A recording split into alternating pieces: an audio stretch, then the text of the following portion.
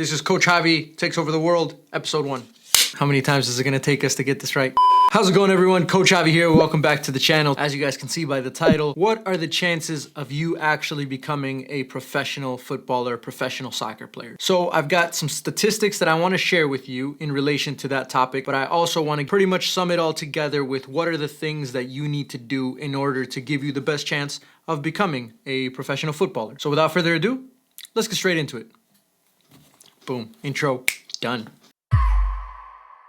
So if you guys don't know who I am, my name is Coach Javi. I am currently the assistant coach with Detroit City FC, and we play in NISA, which is officially the third division of professional US soccer, right underneath USL Championship, which is underneath the MLS, and we're right on the same level with USL League One. I've also coached at the Division 1 level with Gardner-Webb University, which is in the Big South Conference, and prior to that, I coached high school in DeWitt, Iowa, and before that, I coached a lot of youth club soccer teams. So I've been at all of the different levels. I'm still working my way up, but just wanted to give you guys a little bit of a background on myself so you guys know what experience I have and that I know what I'm talking about for the most part. So I got my notebook with me because I have a lot of statistics that I want to go through, and the first part of this video is going to be all about your chances of actually becoming a professional footballer. So if we start at the high school level, that's where your aspirations of becoming a professional soccer player are starting to become a little bit more serious. That's where you're starting to focus on actually reaching that goal. So there's roughly about 450,000 soccer players playing at the high school level across the entire United States. So out of all of those high school soccer players, about 11% end up playing college soccer. So if you take 11% of 450,000, you end up with something close to 50,000 college soccer players. Out of all of the college soccer players, only 2% of them end up going pro or signing professional contracts. So now if we circle it back to high school and we take the 450,000 soccer players that we started with, that means that 0.002% of those players end up playing professional soccer. So there's a little bit of a give and take there, but that's based on the articles that I've read and the statistics that I've read online. So now we've gone past the statistics of what are your chances of going pro. Now let's look at some of the salaries and some of the money that you could be making if you do make it to becoming a professional footballer. So if we start in the second division, anything below the second division and the chances of you actually making a livable salary are very, very low. We start at the USL Championship level. On average, players there are making anywhere between $20,000 to $30,000. $20,000 is obviously on the lower end. $30,000 is a little bit on the higher median end. And obviously, if you're one of the best players, then maybe you might be making a little bit more than that. However, if you do start making a little bit more than that, then that's when you're probably going to be playing in the MLS pretty soon. And if you go on the MLS website, you'll actually be able to see full transparency of what their salaries are, every single player in the entire MLS. And the beginning salary, from what I've seen, the lowest players make, it's somewhere around $56,250 a year. So that's a pretty good salary if you're playing in the MLS. However, that's only the players that are signed on actual contracts. And if you want to go to the other end of that, the highest paid earner in MLS was Zlatan Ibrahimovic, who was making around $7.2 million a year playing for the LA Galaxy. So those are the salaries, and the reason I gave you that info is just so you guys can see that the chances of you going pro are not only slim, but the chances of you actually making a livable wage from going professional is very, very unlikely. I'm not giving you this info to discourage you. I'm not giving you this info to tell you that you're not gonna make it. The reason that I'm giving you this info is to show you the reality that it's a journey and it's not a destination that you're gonna reach right away. I'm sure a lot of you guys follow Become Elite Matt Sheldon, players like Sheldon Tweedy, who's trying to sign a professional contract. If you look at all of their journeys, you'll be able to see that it never goes straight up. There's a lot of highs, there's a lot of lows, and it's a constant battle of trying to secure the next contract, trying to make sure that you can find a team, and trying to stay within the professional ranks once you finally are able to get in.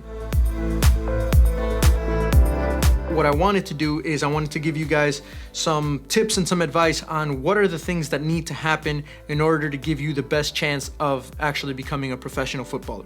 So there's a few things on the list, and they all have to come together in the right way at the right time in order for this to happen. So the first thing is you need to be in the top 3 players of the team that you're on at any level. So if you're in high school, if you're in college, if you're in a club, you need to make sure that you're always in the top 3 players. If you're outside of the top 3 players, because of the statistics that I gave you, the chances of you actually progressing to the next level are going to be quite slim. The technical ability is something that's going to be thrown out all the time. Technical ability means your first touch, your passing, your dribbling, your receiving, all of the different categories that are looked at as the main components of a soccer player or a footballer's ability. You need to have those at a certain level. For example, your weak foot needs to be higher than most amateurs' strong foot. And there's a certain standard when you get to the pro level that you have to meet with all the different parts of your game. All of those need to be at a certain level above all of the other amateurs. The tactical part is just as important, probably even more important, because you need to be able to read and understand the game. Oftentimes we see a lot of players who are very, very good with their feet. They're great in tight spaces.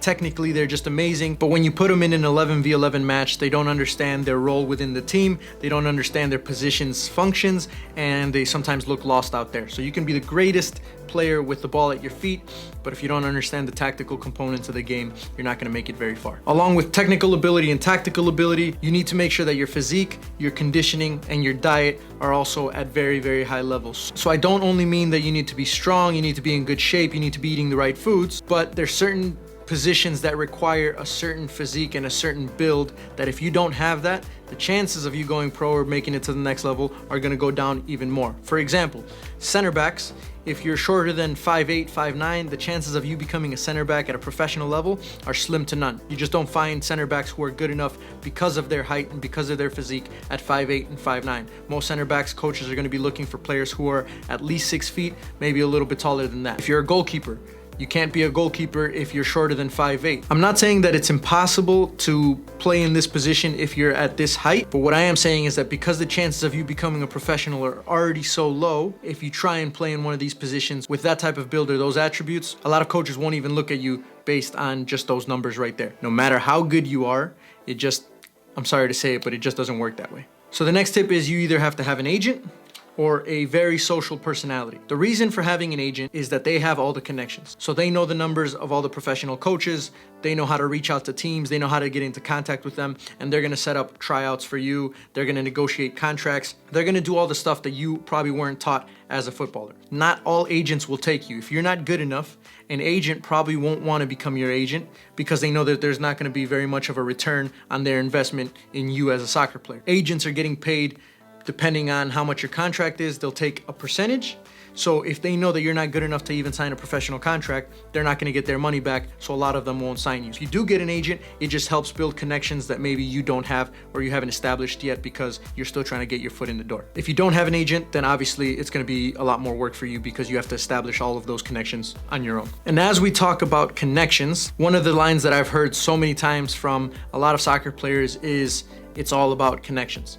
Oftentimes you'll hear players who didn't make it professionally say that they didn't make it professionally because they didn't have the connections as some players. And they'll talk bad about certain players who have made it, and they'll say, oh, that guy just had a bunch of connections, and that's the reason why he made it. The reality is, it's kind of true, and it's also kind of false. The reason why I say it's true is because you could be a very good soccer player, but if you don't have any connections, you're not gonna get enough tryouts to actually get signed by a team. However, on the other side of that, if you have a lot of connections, but you're not a very good soccer player, teams are still not gonna sign you. So even if you know the coaches personally, it's all about their reputation. They're not gonna sign a player that can put their reputation at risk because they're gonna have to vouch for you as a player, they're gonna sign you, they're gonna waste the club's resources and finances on you, and if you turn out to be a bad soccer player, then that's gonna look bad on them. So all of those players that have signed professional contracts because supposedly they had good connections, they still have to meet a minimum standard to be able to play at that level. So if you ever hear one of your teammates say that they didn't sign a professional contract because they didn't have connections, or somebody else got the offer, or somebody else got a contract because they had more connections than them, or they knew the coach better than them, make sure you call them out and tell them that they just need to work a little bit harder in order to actually sign that contract, because that's kind of a myth. The last thing I'm gonna say is you have to be in the right place at the right time. You could be the best center back and you can go to an open tryout with a team, and you can be the best player by a mile, but if they already have enough center backs who they've signed and are on their payroll, chances are they're not going to want to add an extra center back because they already have those players in that position and they're already paying them. So you could be better than the center backs that they currently have, but maybe they need a left back. And if you're a right-footed center back, you're not going to be able to play in that position, and they're not going to want to move their players around. So if you get lucky and a team is looking for a player in your position with your ability and your skill set, then you have a good chance of signing a professional contract. All of those things need to come together in order for you to actually become a professional soccer player or a professional footballer. Again, I don't mean to discourage you guys. I don't mean to try and put you down. I just want to let you know that this is the reality of professional soccer, professional sports, and I wish you the best of luck in your journey as you continue to chase that professional contract. So any questions, comments, concerns, anything, leave them in the comment section down below. If you thought this video was informative, go ahead and hit that thumbs up button. Make sure you like the video and make sure you subscribe to the channel if you haven't already. But that's it for me, guys. I hope you enjoyed the video. Until next time, and adios, muchachos.